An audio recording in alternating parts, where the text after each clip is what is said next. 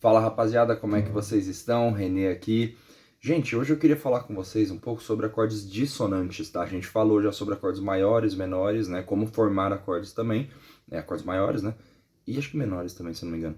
Mas eu queria falar um pouco sobre dissonância agora, porque é um assunto muito interessante, né? Só para vocês, né, dar um contexto rapidinho, eu já fui professor de inglês, né, por 5 anos, e em uma das admissões que eu tive, né, eu tive um treinamento lá com a equipe, e aí a gente tinha que escolher, tipo, um assunto para poder falar e ensinar para os outros professores, obviamente em inglês, né? Isso podia ser qualquer assunto, mas a questão é que eles queriam ver como que a gente ia ensinar, a didática, né? E aí eu escolhi esse assunto para falar, sabe? Eu lembrei, eu falei, nossa, agora que eu tô com umas estúdios, eu podia, né, fazer isso também. E aí, basicamente, o que acontece, tá, gente? Eu queria falar com vocês, porque se a gente toca, né, por exemplo, um acorde maior, tipo, sei lá, o próprio Lá, é uma sensação, como a gente já viu lá no outro vídeo, a gente interpreta bem, porque as ondas batem, tá tudo certinho, né? Se a gente toca um Lá menor, por exemplo, já tem um pouquinho mais de assincronicidade. Eu não sei se essa palavra existe, provavelmente não. Mas é um pouco mais assíncrono, né? Isso que eu quero dizer. Agora, se a gente toca, sei lá, por exemplo, um acorde como esse daqui, ó, ou esse daqui, entendeu? Então, assim, as coisas começam a mudar, né? E existem algumas coisas que é interessante a gente ver, por exemplo, a questão de resolução de acorde. Então, sabe quando você ouve uma música e você acha que falta algo, você sente? Então, por exemplo, imagina que eu toco isso daqui, ó. Não falta algo? Você não sente que falta algo? Agora, se eu chego e faço isso aqui, ó. Olha lá, resolvi, entendeu? Isso é a resolução, vamos dizer assim. Por quê? Porque eu tô tocando esse acorde, e aí eu tô complementando com esse, e aí agora falta finalizar alguma coisa, né? Que é justamente esse acorde aqui que finaliza, entendeu? Sem essa resolução aqui, o cérebro ele não interpreta muito bem. Então assim, o que é interessante, tá? Quando dois sons eles têm frequências que são próximas, né, mas não são iguais, as ondas sonoras elas acabam interferindo entre si e acaba criando alguns pulsos, né, que a gente chama de batimento. Então, por exemplo, se a gente toca um Lá, né, e esse Lá, ele está em 440 Hz, tá? Você tem até como afinar, por exemplo, 432 Hz, que falam que é a frequência da água, enfim. Eu não sei se é ou não, mas de fato, músicas em 432 Hz, pra mim, me ajudam, tá? Eu realmente gosto de ouvir. Eu acho elas um pouco mais agradáveis mesmo. O pessoal fala que. A viagem, né? Não tem como provar nada disso agora, tá? É só especulação, o que eu ouvi falar. Mas o pessoal fala que as músicas antigamente eram feitas em 432 Hz, só que daí o ministro da propaganda nazista, eu não tô lembrando agora o nome dele, mas ele mudou as músicas para 440 Hz porque é uma frequência um pouco mais caótica, então eles, né, ele queria ver o caos realmente, então é uma coisa muito louca, não tem como provar nada disso, é só especulação, deixa muito claro, tá? Mas eu acho legal essa teoria e de qualquer forma eu gosto de músicas em 432, mas bom, continuando. Então se eu toco um Lá aqui que tá em 440 Hz, eu tô tocando a corda solta, tá?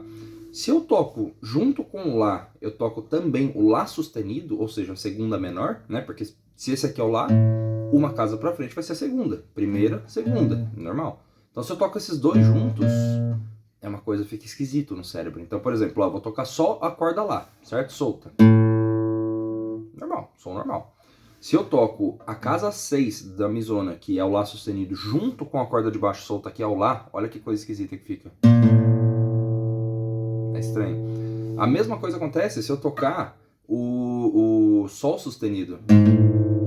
Olha que estranho. Falta algo. Tipo, as coisas não batem, você entendeu? Então, tipo assim, isso que é o legal. Esse tipo de batimento, eles acabam perturbando essa estabilidade do som e eles são percebidos como instabilidades, né? Ou desafinação, entendeu? Só que assim, isso ocorre especialmente em alguns tipos de intervalo, por exemplo, intervalos pequenos, cromáticos, tipo segunda menor, sétima maior ou até o trítono mesmo, né? Que eram os acordes do diabo, como o pessoal falava. Entendeu? Que é simples, ó. É 1, 2, 3, 4. Entendeu? Aí você pode. Entendeu?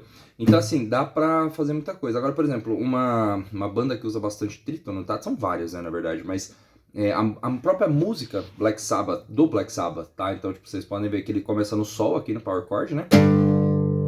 Aí ele toca a oitava, e aí ele faz essa notinha aqui, que é basicamente a quinta diminuída, né? Então, tipo, se a gente tem o Sol, ó, Sol, e aí a gente vai, em teoria, né, pro Si e pro Ré, certo? Essa daqui é a é a tríade, né? Então, tônica, terça maior, quinta maior.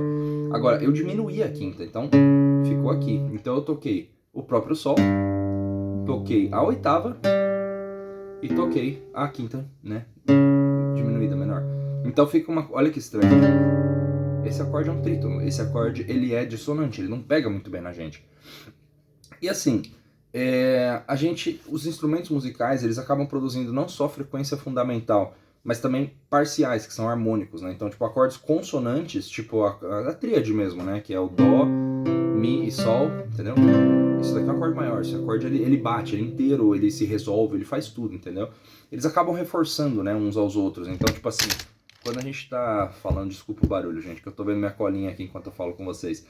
Então a gente tem o Dó, que ele tá a 261.6 Hz, Mi 329.6 Hz e o Sol a 392 Hz. Eles têm harmônicos com relações tipo 3x2, 5x4, que são muito bem aceitas pelo nosso cérebro, tá? A gente ouve isso e fica tipo, interessante, porque são acordes que se resolvem, são acordes, né, tipo...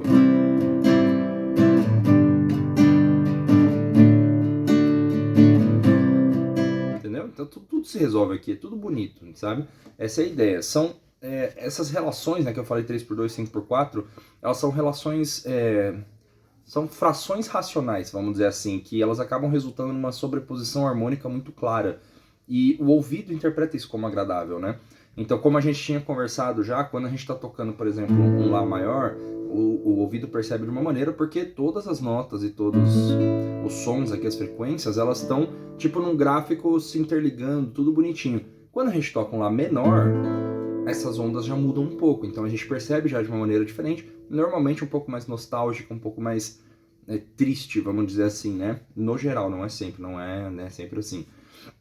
Agora, quando a gente fala de dissonância, normalmente não é muito bem visto, tá? Então, tipo, se eu toco esse acorde aqui, que inclusive é uma música do Iron Maiden que usa esse acorde, é muito... Você tem que saber usar de acordo com o contexto, porque se você vai tentar tocar uma música, tipo, sei lá, imagina só, você tá tocando assim, aí se você erra, você põe isso aqui no meio do nada, acabou. Você fudeu toda a sua música, a sua audiência já foi pra PQP.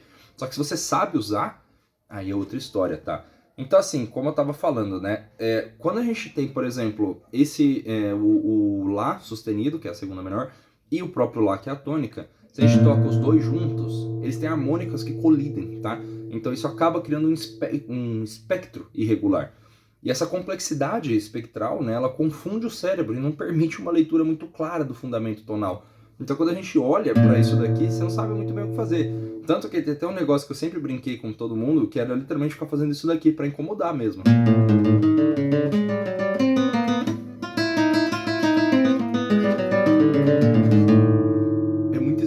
É muito estranho fazer isso, entendeu? E tipo, tem muita coisa, por exemplo, o próprio jazz mesmo usa bastante disso, sabe?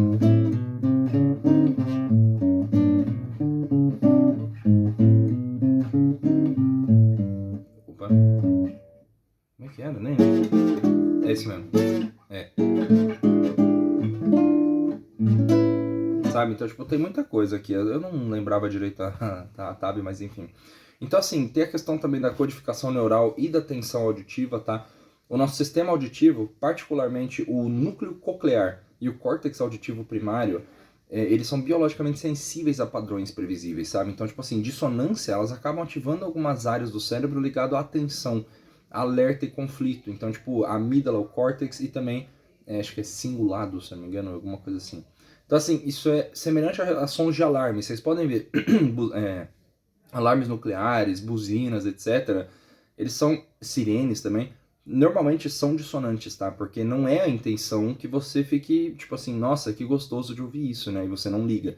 A intenção é te tirar realmente dessa zona de conforto. Então, teve até uma teoria, eu não lembro onde que eu vi isso, eu acho que foi num vídeo do YouTube, um comentário mesmo normal, que foi o pessoal falando assim, a gente podia trocar as buzinas, né, o tom das buzinas para ser tudo Dó, Mi e Sol, porque daí literalmente alguém ia buzinar, ia ser tipo, sabe? Aí depois outra pessoa ia buzinar, ia sair isso aqui. Aí outra pessoa ia buzinar, ia sair... Entendeu? Então, tipo, ia ficar sempre assim no trânsito, imagina. Essa ia ser a buzina do pessoal, ia ser muito incrível. Então, realmente seria bem legal. Mas não funcionaria, né? Porque justamente quando você buzina, você quer que chame a atenção de alguém. Então, tipo, o que chama mais atenção? Pra você realmente acordar, vamos dizer assim. Eu fazer isso aqui, eu vou fazer isso. É por isso que buzina e muitas outras coisas são assim, tá? E em teoria também é por isso que aquilo lá que eu falei pra vocês da frequência, né, do 440 e 432 Hz, existe, por isso que o pessoal falou assim. Bom, basicamente era isso que eu queria falar pra vocês. Então assim, quando a gente tá fazendo, como eu falei, um acorde maior, tudo se encaixa. Um acorde menor já muda um pouco a história, mas também se encaixa, é uma coisa super bonita de ouvir, só um pouco mais nostálgico. Quando a gente faz um acorde que é dissonante de fato, aí realmente as ondas, quando elas estão girando assim, tipo, né, tem duas ondas assim, que andam juntas, vamos dizer assim, entendeu? Só que no acorde dissonante, essas ondas elas nunca se encontram, entendeu? Justamente por aquela questão que eu falei pra vocês, né, disso daqui. Então, não encontra, a harmonia não pega nunca, entendeu? E o cérebro ouve e fala, tipo, que é isso, cara? Então, o acorde dissonante não é que ele é feio, ele nunca vai ser usado, muito pelo contrário, ele é usado pra caramba, especialmente se você toca MPB bossa nova, né? Jazz também, jazz tem infinito, tá, assim, de dissonância, é o que eles mais usam, inclusive. Flamenco usa bastante também. Então, assim, não adianta. E não é só em acordes, tá? Às vezes você tá fazendo uma escala, tipo, se você tá tocando, sei lá, Astúrias, por exemplo. Como é que era? Sabe? Entendeu? Então, tipo assim, tem uma hora que... Ó, você vê que a progressão tá linear, ó. Tá certo? É isso. Então, em teoria, não precisa ter mais nenhuma nota. Só que tem uma hora que ele começa a fazer isso aqui, ó. Sabe? Ele começa a fazer é totalmente quebrado, assim. Então, tipo, eu não lembro direito. Eu não lembro, gente. Mas era algo assim. Então, tipo, você entende que tá aqui... Tá super bonitinho. Do nada... Tipo, começa a ficar uma coisa mais dissonante. Só que a intenção dele é justamente essa. E como a música inteira já tem essa coisa mais sombria, já tem esse flamenco correndo por trás, faz total sentido que ele esteja fazendo dessa maneira. Entendeu? Então, tipo, é muito relativo do jeito que você vai usar. Você tem que saber quando usar e como usar. Mas acordes dissonantes, no geral, eles são mal vistos, assim como os trítonos. Inclusive, trítonos eram proibidos na Idade Média. Às vezes, pra vocês terem noção, até terças, às vezes, eram percebidas como algo dissonante na Idade Média. Então, assim, você tinha que tomar muito cuidado se você fosse um bardo ou qualquer tipo de artista que envolvesse música, sabe? Artistas, no geral, na verdade, né? Então, assim, era muito complicado. Mas, enfim, era isso que eu queria falar com vocês. Eu acho que eu fiz meu ponto. Depois eu vou até deixar toda a minha colinha aqui, porque eu acho que tem algumas coisas que eu deixei de falar, mas também já tá muito grande o vídeo, acho que deu pra entender o ponto que eu queria passar. E é isso, tá? Eu espero que vocês gostem e vamos conversando. Deixem seus comentários aqui. Meu, vamos fazer isso aqui rodar. Eu espero que eu tenha trazido um pouco de conhecimento pra vocês, porque, puta, eu adoro esse tipo de assunto, cara. Eu adoro. Tanto que eu escolhi pra poder ensinar outros professores, né, sobre isso, então, em inglês. Então, foi bem bacana, cara. Eu não troco por nada esse tipo de coisa. É isso, gente. Espero que vocês tenham gostado. Obrigado. Até o próximo vídeo.